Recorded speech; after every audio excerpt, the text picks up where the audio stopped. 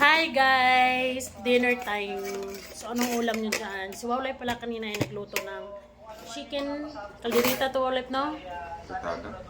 Apritada pala. So, ito yung pagkain natin.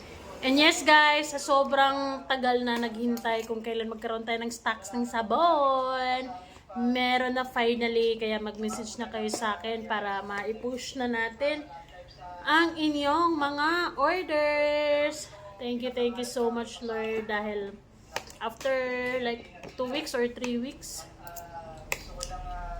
hi, finally, meron na. Maraming salamat pala sa mga umu-order at sa mga repeat orders. Sulit. Thank you so much. So, gusto ko yung sausawan.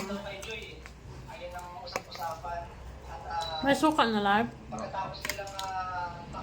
Kaso nabusan kami yung suka, guys.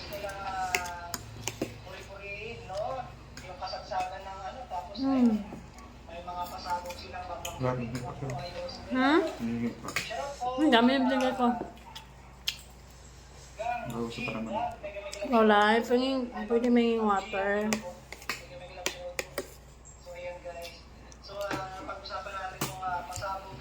Ayoko na. Ayoko na malamig.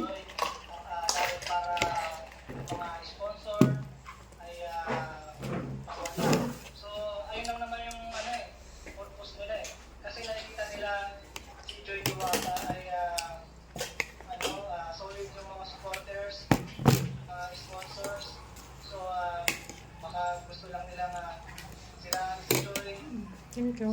Sinasabi nila na may pasabog sila at para yung mga sponsor ng Joy ay mawala. Naiingit sila kasi kay Joy. Sa tingin ko, yung mga ganyang naninila kay Joy.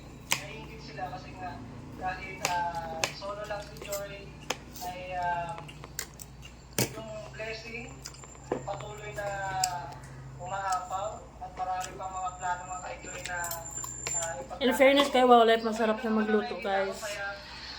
Kaya niya man na yung lutuin. Nahulog. Kaya niya lutuin. Lahat, except fried chicken. Kasi, ako lang yung fried chicken, yung version ng fried chicken yung gusto niya. Yung version ko. Kasi juicy and crunchy kasi. Pag siya kasi yung mag-fried chicken, tuyo. So yun. Pero marami din akong alam na luto.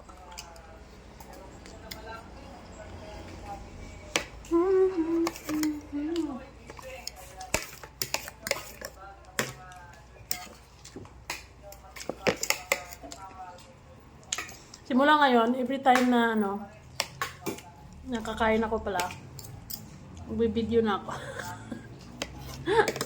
Ulam for today, puro pa naman kami chicken. Ito. Sobrang dami naman makaprito kasi si Wawlet ng ganitong tuyo. Na-order niya to sa TikTok. Ayoko lang kasi sobrang maliliit na kain of tuyo. Tapos, manipis ng laman. Sobrang alat. Yun lang. Mas gusto ko pa rin yung tuyo na galing probinsya yung dala niya. Ang tawag na no life, balog. Kasi malinamnam, saka hindi masyadong maalat.